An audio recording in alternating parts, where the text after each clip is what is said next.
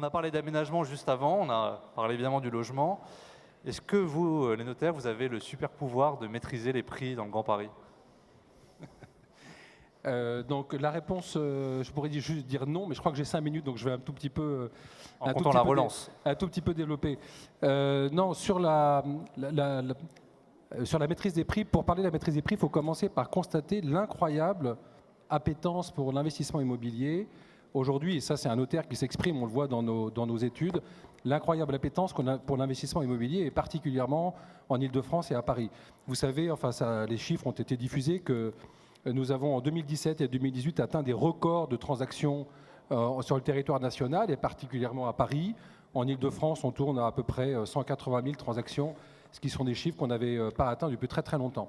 Donc c'est vrai qu'il y a une très forte demande, et tout le monde sait qu'il y a une offre très faible. Alors la demande, elle est portée par les taux d'intérêt, elle est portée par l'attractivité du territoire, du Grand Paris, elle est portée par la nécessité d'investir, le souhait d'investir sur le plan patrimonial, et puis il n'y a pas d'offre à côté. Mais ça, c'est un sujet à Paris qui est un sujet très ancien. On sait qu'il y a à Paris moins d'offres qu'il n'y a de demandes, et ça dure depuis très longtemps. Alors, qu'est-ce qu'on peut faire ? Il y a plein de raisons qui peuvent expliquer ça.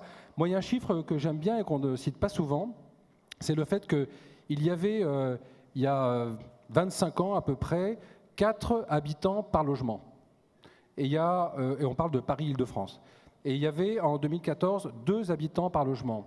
Et c'est important parce que nous, notaires, nous voyons bien l'évolution des familles. Comment vous l'expliquez, cette diminution ? C'est l'évolution des familles au quotidien, c'est-à-dire que en fait, la famille monoparentale, avec les enfants au domicile, le couple marié, est une notion qui évidemment n'existe plus, enfin tout le moins plus de façon majoritaire. Et donc c'est vrai que la séparation des couples, les gens qui habitent séparément, font qu'on a ce chiffre-là qui fait que, par principe même, dans l'évolution sociologique des familles, dans les métropoles en général et à Paris particulièrement, on constate une demande de logement plus forte. Voilà. Donc ça ne résout pas la question de l'offre, hein. C'est juste un constat et un diagnostic que je fais. Je ne sais pas si on est, puisque vous avez dit qu'on avait 40 minutes pour trouver des solutions. Moi, la solution que j'aimerais bien, si je pouvais le faire, j'aimerais qu'on parle vraiment du Grand Paris. C'est-à-dire qu'on n'en parle pas simplement dans un sommet ou avec un nom, mais qu'on en parle vraiment du point de vue urbanistique, du point de vue des transports, et qu'on arrive dans 15 ans ou dans 20 ans à la réalisation de tout ce qui est annoncé. C'est-à-dire qu'on ne parlera plus de Paris intramuros, petite couronne, grande couronne, on parlera du Grand Paris. Et il n'y aura plus cet effet d'entonnoir qu'on connaît à Paris. Vous savez, vous connaissez ce chiffre, à Paris, la différence entre le quartier le plus cher et le quartier le moins cher, c'est de 1 à 4. Dans les grandes métropoles, souvent, c'est de 1 à 10. Voilà, donc il y a un effet de concentration sur Paris. Il faut débouchonner Paris du point de vue du logement. Et une des solutions, c'est naturellement pas la seule, c'est vraiment de réaliser ce Grand Paris. Et que quand on habite en petite couronne et en grande couronne, on habite à Paris, ce qui n'est pas encore le ressenti aujourd'hui. En tout cas, c'est comme ça qu'on le voit dans nos études. Maître Saint-Geniest, on a parlé, lorsqu'on préparait cette interview, de la préemption par les villes. Mais même la mairie de Paris, Yann Brossat, veut construire. Est-ce qu'il faut coupler construction, préemption ? Qu'est-ce qu'il faut faire ? Alors, effectivement, vous savez que sous l'égide de Yann Brossat, la ville de Paris a une politique de préemption extrêmement active depuis plusieurs années.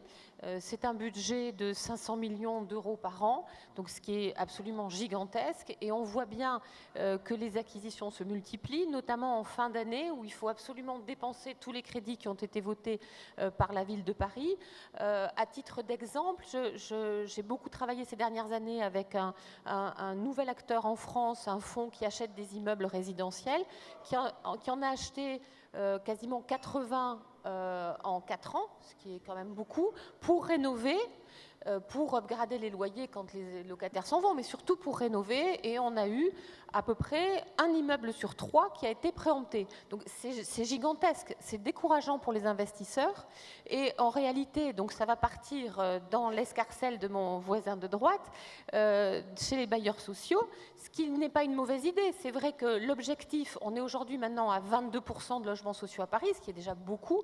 Et vous savez que l'objectif de 2025, de 25% devrait être atteint justement en 2025. Et la ville de Paris va y arriver dans le patrimoine. Mais sauf que le problème, c'est que derrière, ça ne suit pas. C'est le premier problème. C'est-à-dire que la ville de Paris préempte, au prix ou pas au prix, ça dépend. Et ensuite, c'est laissé en jachère. C'est-à-dire qu'il n'y a pas forcément les fonds pour rénover les immeubles qui ont été préemptés. À quoi ça sert alors? Ça sert à dépenser les fonds, c'est très politique quand même. Hein. Ça a des fins politiques et d'ailleurs, ce n'est pas un hasard si on a dans certains quartiers précisément plus de préemption que dans d'autres. Parce qu'il faut refaire un peu la cartographie des électeurs, c'est assez clair. Et on a des préemptions, on en parlait tout à l'heure, qui se font avenue Georges V par exemple. Voilà, c'est étrange. Pour loger qui en fait? C'est-à-dire qu'après, pour aller faire ses courses chez Diard ou chez Fauchon, c'est pas forcément extrêmement adapté. Mais l'idée est bonne, hein, l'idée de la mixité sociale, évidemment, on est tous d'accord. Mais sa mise en œuvre pêche. Et surtout, on a peu de constructions. Il y a eu des constructions dans le 16e arrondissement, emblématiques. Les voisins n'étaient pas contents, mais que moi, je considère être très bien. C'est parfait de construire dans le 16e arrondissement des logements sociaux. C'est normal. Sauf que ces constructions, en réalité, elles sont extrêmement minoritaires par rapport aux préemptions, que dans la préemption, la rénovation ne suit pas, et que donc, finalement, on va avoir à Paris des riches et des pauvres. Et la classe moyenne, pas tellement. Et ce n'est pas le but, évidemment, d'avoir une ville-musée plus des logements subventionnés. Ça ne me paraît pas être tout à fait la bonne idée. Jean-Luc Vidon, même dans le logement social, vous m'avez rappelé les chiffres quand on a préparé cette rencontre. À la région Île-de-France, il y a 750 000 demandeurs et seulement 75 000 attributions. Donc 10%. Oui, je crois que et pourtant, vous construisez notamment l'exemple que j'avais vu dans le 17e, au-dessus des voies ferrées, justement avec la sablière. Oui, alors je crois qu'il y a des chiffres qui permettent de mesurer l'importance du problème. 750 000 personnes en Île-de-France attendent un logement social et les bailleurs sociaux sont en capacité d'attribuer à peu près 70 000 à 75 000 logements par an. L'essentiel des Franciliens, plus de la majorité, a des ressources qui se situent non seulement dans le cadre des plafonds de ressources du logement social, mais du logement très social, PLAI. C'est-à-dire que le besoin essentiel de logement en Île-de-France, c'est du logement social. Et aujourd'hui, on parle de la ville de Paris, mais la ville de Paris n'a pas encore atteint les objectifs de la loi SRU. Alors on peut être pour ou contre la loi SRU, mais c'est une loi de la République qui existe depuis 20 ans bientôt, qui a été plusieurs fois remise en question sans pour autant être bougée. Nous, bailleurs sociaux, nous sommes là, comme chacun d'ailleurs, pour appliquer la loi et faire en sorte que les écarts qui existent encore de façon très forte entre communes ou entre arrondissements en Île-de-France, arrondissement de Paris, soient gommés. Et quand on dit à Paris il y a 22% de logements sociaux, moi je dis c'est pas assez.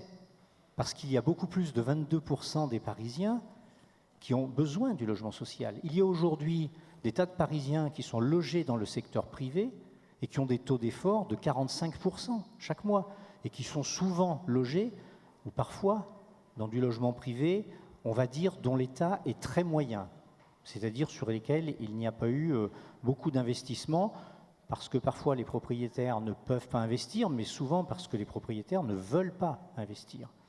Propriétaires qui pour autant ont bénéficié depuis 15 ou 20 ans pleinement des politiques publiques. Ça c'est vrai non seulement à Paris, mais partout en France. Chaque fois que les collectivités locales investissent, que l'État investit pour développer par exemple le réseau de transport, eh bien on voit que l'immobilier prend une valeur considérable. Moi, je dis qu'il est normal de partager, entre guillemets, les fruits de la croissance. Est-ce qu'il faut contraindre à investir à des endroits en particulier? Est-ce qu'il faut contraindre les investisseurs à construire des logements à des endroits en particulier? Ce qu'il faut faire en sorte, et ça c'est de la responsabilité des élus, c'est que le logement soit construit de façon équilibrée. Alors ça veut dire deux choses. Ça veut dire que lorsque la situation est à peu près équilibrée ou lorsqu'on crée de nouveaux quartiers, il faut une mixité. Et ça fonctionne souvent à peu près correctement, que ce soit à Paris ou en petite ou grande couronne, avec des opérations d'aménagement où on trouve du logement social, du logement intermédiaire, du logement privé, du locatif, de l'accession. Mais il y a aussi des déséquilibres. Il y a des déséquilibres. On est en train d'engager le 2e plan de rénovation urbaine qui touche essentiellement ou de façon très forte la Seine-Saint-Denis. Parce qu'on sait que ce département a été le théâtre de politiques qui ont concentré des déséquilibres en son sein. Les logements sociaux démolis en Seine-Saint-Denis, est-ce qu'on est tous d'accord pour dire on va les reconstruire en Seine-Saint-Denis exclusivement? Moi je dis non. Les logements sociaux de Seine-Saint-Denis qu'on va démolir, il faut en partie les reconstruire en Seine-Saint-Denis parce que les habitants de Seine-Saint-Denis souhaitent y rester, mais il faut que la métropole, et là je vous rejoins, joue pleinement son rôle. À Lyon, moi je connais bien la métropole du Grand Lyon, eh bien c'est ce qui s'est passé. La rénovation urbaine à Vénissieux, à Bron ou à Vaux-en-Velin, elle s'est traduite par des reconstructions dans le cœur de la ville. Et à Paris, on n'en est pas là. On n'en est pas là. Ce qui veut dire qu'il y a des quartiers où on concentre 50 ou 60% de logements sociaux et d'autres 15%. Et après, on s'étonne que l'Île-de-France soit le théâtre de déséquilibres sociaux profonds, de difficultés de vie pour une partie des habitants, de problèmes éventuels. Mais quand on est à vouloir mettre en œuvre des politiques de rééquilibrage, on fait comment? Moi, je trouve que la politique qui a été pratiquée par la ville de Paris ces dernières années, alors je dis ça parce que aussi on en a pleinement bénéficié, mais a été une tentative de rééquilibrage, et en tout cas, elle a au moins permis une chose, c'est de faire en sorte que la ville de Paris soit aujourd'hui proche des 25% de logements sociaux. Je vois qu'il y a un maire de Seine-Saint-Denis au premier rang. Désolé, c'est pour vous, monsieur le maire du Bourget, on va dire la commune. Est-ce que, votre avis, des maires comme monsieur le maire ici présent seraient prêts à perdre des habitants pour en voir s'installer aux frontières de Paris? Mais il ne s'agit pas de perdre des habitants. Il s'agit de faire en sorte, dans les secteurs de rénovation urbaine, que la reconstruction qui va être faite dans les quartiers d'habitat social permette, d'une part, aux habitants de ces quartiers de pouvoir être relogés dans de bonnes conditions, y compris dans du neuf. Simplement, on va voir où on place le logement neuf. Il s'agit de permettre à des ménages d'accéder à la propriété, de diversifier l'offre de logement, mais il s'agit aussi à cette occasion de se dire qu'en Île-de-France, il y a des villes où il y a 5% de logement social et qui doivent prendre leur part dans la solidarité métropolitaine. Et moi, ce que j'attends de la métropole du Grand Paris, c'est cette politique solidaire qui permette un rééquilibrage à la bonne échelle et pas un rééquilibrage à l'échelle de la ville ou à l'échelle de l'établissement public territorial qui nous semble insuffisant. Donc, pour parler jargon, Bertrand Savouret, le PMHH, le plan métropolitain pour l'habitat et l'hébergement, sur lequel les élus n'arrivent pas encore à se mettre d'accord sur la répartition des logements, c'est une première piste métropolitaine pour avancer ensemble? Je crois, si vous voulez, je rejoins tout à fait ce qui vient d'être dit. Je crois qu'il faut commencer par avoir... alors évidemment, c'est toujours plus facile à dire qu'à faire, mais c'est le propre de ces tables rondes de rendre les choses faciles avant de les faire. Il faut commencer par avoir une vision, je dirais, politique très claire de ce qu'on veut faire en matière d'urbanisme et de logement au niveau du Grand Paris. Ça rejoint ce qu'on disait tout à l'heure. Est-ce qu'on est tous d'accord, et je rejoins également ce que vous disiez, Maître, tout à l'heure, est-ce qu'on est tous d'accord pour considérer que Paris et son agglomération doit être autre chose qu'une ville musée, par exemple, pour prendre cet exemple-là? Est-ce qu'on est tous d'accord pour la mixité sociale? C'est pas évident de répondre à cette question, évidemment, c'est votre point de vue, mais est-ce qu'on est tous d'accord? Est-ce qu'on est tous d'accord pour intégrer la grande couronne, la petite couronne dans l'agglomération parisienne? Voilà, il faut poser ce diagnostic. Je ne suis pas certain, pour ma part, qu'il ait vraiment été posé de façon claire. Et on connaît la dimension politique des annonces sur le Grand Paris, on connaît la difficulté d'expliquer clairement ce qu'on veut faire sur le Grand Paris, parce qu'il y a une myriade d'organisations politiques qu'il faut bien faire cohabiter. Mais il faut commencer par poser ce diagnostic. Une fois qu'on a posé ça, une fois qu'on a bien compris ce qu'on voulait faire dans Paris, et je crois qu'on partage tous l'idée qu'il faut faire de Paris une ville dans laquelle les gens habitent et qu'il faut séparer et qu'il faut arrêter il faut, je dirais, couper ce cercle dans lequel nous sommes entrés, qui consiste à dire on a le Paris des habitations, résidences principales ou locatives qui sont réservées à des gens relativement fortunés, et à côté, à l'extrême inverse, le logement social, il y a évidemment un logement intermédiaire qu'il faut arriver à trouver. Donc on n'y arrivera que quand on aura répondu à cette question, et ensuite il y aura une myriade de réponses possibles à ces questions. Le logement social est une des réponses possibles. Le traitement particulier des locations saisonnières est une autre réponse. La question de l'encadrement des loyers, on en reparlera peut-être, est encore une autre réponse. Donc toutes ces réponses-là qui, mises bout à bout, arriveront à faire de Paris ce qu'on veut vraiment que ce soit. Mais bon, il faut commencer, parce que vous me parliez tout à l'heure de ce plan sur le logement. Oui, il faut commencer par être très clair sur ce qu'on veut et surtout le faire comprendre à tous les opérateurs, parce que je ne suis pas certain, si vous interrogez les opérateurs, que tout le monde y voit très clair sur ce qu'on veut vraiment sur la ville de Paris. Alors l'encadrement des loyers au 1er juillet, il va revenir. Qu'est-ce que vous en pensez? Justement, en 2 mots, et ensuite je vous donnerai la parole, maître. Et ce que j'en pense, c'est qu'on n'a pas nécessairement eu des résultats très probants de la première expérience d'encadrement des loyers. Que bon, c'est toujours bien de recommencer des expériences, qu'on peut avoir des doutes sur l'efficacité du système, mais après tout, pourquoi pas effectivement essayer, à condition de bien mesurer son efficacité, premièrement, et à condition que tout le monde soit bien logé à la même enseigne. C'est-à-dire qu'on soit un particulier, un investisseur, qu'on soit via des plateformes de location, il faut que tout le monde soit à peu près au même niveau pour qu'il n'y ait aucune stratégie de contournement. Et puis après, naturellement, la question, ça va dépendre du montant de l'encadrement, de façon à ne pas désespérer l'investisseur, parce que l'investisseur, aujourd'hui, quand il investit dans Paris, il cherche une rentabilité. Tout le monde sait que la rentabilité en matière d'investissement locatif est une rentabilité quasi nulle, sauf lorsqu'on est en location saisonnière. Donc, est-ce que d'une quasi nulle, je suis un peu exagéré, disons que d'une rentabilité faible, est-ce qu'on veut passer à une rentabilité encore plus faible? Est-ce que c'est la bonne stratégie de décourager l'investisseur? C'est une question on peut répondre des 2 côtés d'ailleurs à cette question, mais en tout cas, voyons ce que l'expérience va donner, mais mesurons bien les effets que ça peut avoir. Catherine Saint-Geniest, justement, on en parlait en préparant cette table ronde. Est-ce que vous partagez ce point de vue et est-ce que vous avez un petit retour d'expérience 2015-2017 à nous faire? Alors déjà historiquement, l'encadrement strict des loyers est quelque chose qui n'a jamais fonctionné. En loi de 48, on peut comparer le plafonnement des loyers en matière de bail commercial. Pour moi, c'est une fausse bonne idée de se dire on va mettre un plafond strict pour empêcher les loyers de monter. En réalité, ça déséquilibre complètement le marché. Évidemment, ça désespère les investisseurs qui ont l'impression que finalement, sur un problème social et politique, on va faire peser exclusivement sur eux et subitement l'effort à mener. Donc ils ne vont plus entretenir leur parc, ça c'est évident. Tout à l'heure, il était dit qu'ils n'investissaient pas assez, mais on ne les a pas du tout incités à investir. Et là, au contraire, on les empêche d'investir. Il faut se souvenir quand même qu'avant la loi Allure, qui avait donc mis en place cet encadrement des loyers dont les textes ont été annulés, on avait déjà une certaine contrainte. On pouvait sortir de l'encadrement si on avait un logement vide pendant 18 mois, si on avait fait des travaux, etc. Donc ce n'était pas le marché du grand n'importe quoi. On avait déjà des règles. On pouvait revoir ces règles, on pouvait les adapter. Mais Allure, qui tout d'un coup met un plafond très strict avec des prix, avec des facultés de sortie dont la jurisprudence a fait une application très limitée, puisque les possibilités d'avoir un complément de loyer ont été en réalité à chaque fois supprimées par les quelques décisions de jurisprudence qu'on a eues entre les débuts de l'application de la loi Allure et les annulations des textes.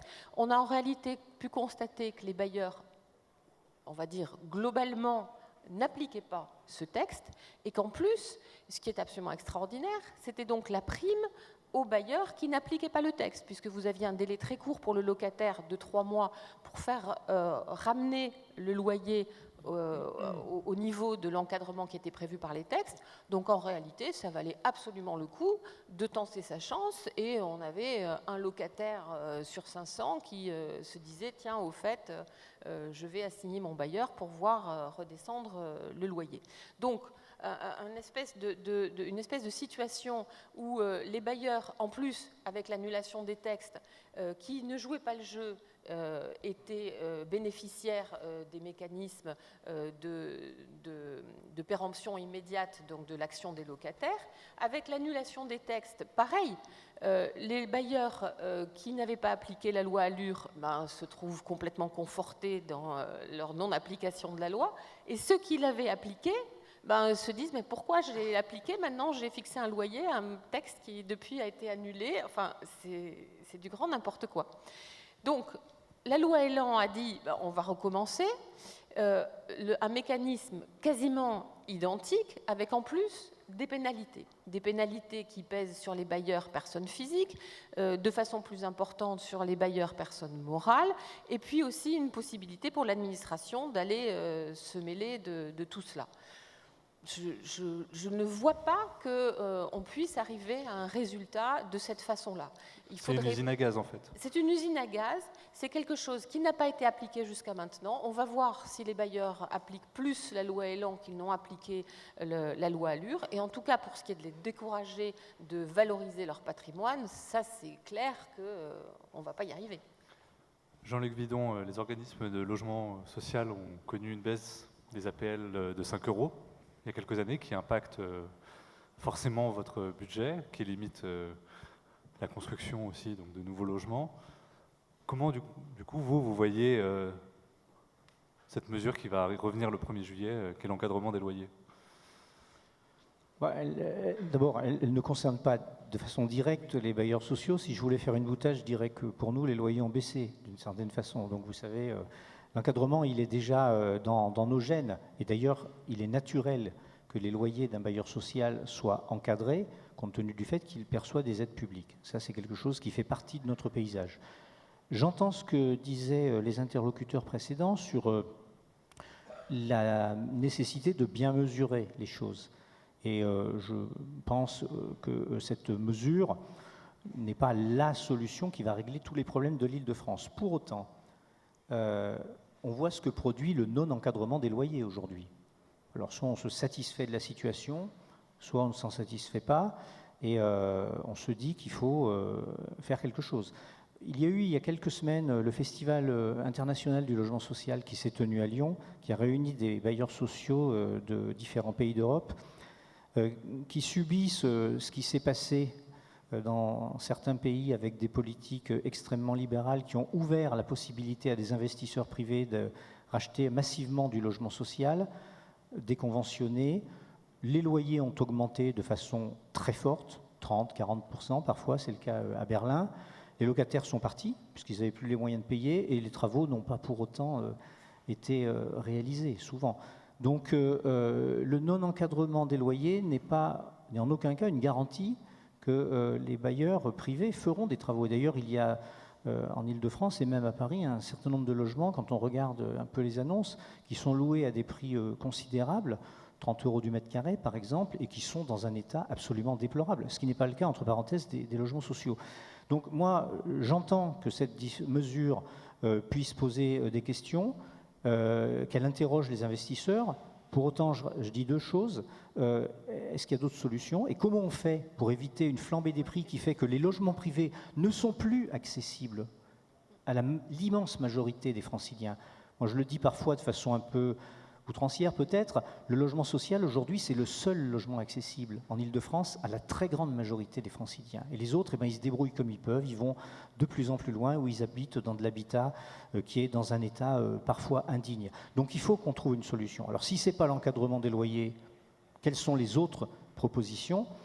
Et puis, je rappelle aussi que, ce que j'ai déjà dit tout à l'heure, en Île-de-France, les propriétaires privés ont bénéficié de façon très forte de l'impact des politiques publiques en voyant leurs biens se valoriser de façon considérable depuis 15 ans, ce qui va encore être le cas avec, demain, le Grand Paris Express, quand on voit la flambée des prix de l'immobilier auprès des futures gares du Grand Paris. Et ça aussi, il faut le prendre en compte pour que finalement, les fruits de la croissance qui sont liés à des investissements publics soient partagés entre tous et ne reviennent pas seulement à des gens qui ont eu la chance, à un moment donné, de disposer d'un patrimoine immobilier à tel endroit.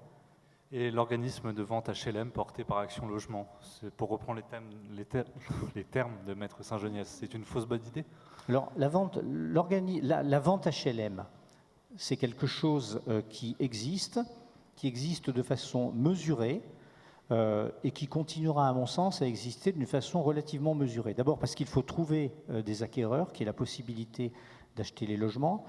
Et puis, deuxièmement, parce qu'un bailleur social doit être, à mon sens, très attentif à vendre des produits qui soient en bon état, c'est-à-dire en particulier à réhabiliter les logements avant la vente. Parce que sinon, on arrive à des situations où on fait appel aux bailleurs sociaux pour essayer ou contribuer au traitement des copropriétés dégradées.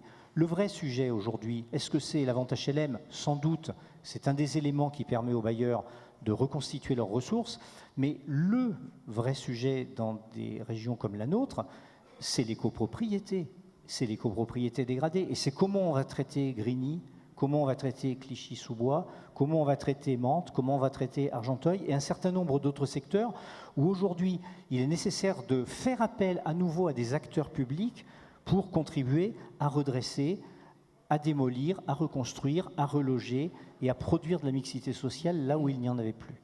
Donc pour finir de répondre à votre question, la vente HLM, et à partir de là, Action Logement s'organise comme il l'entend pour traiter la vente HLM en son sein.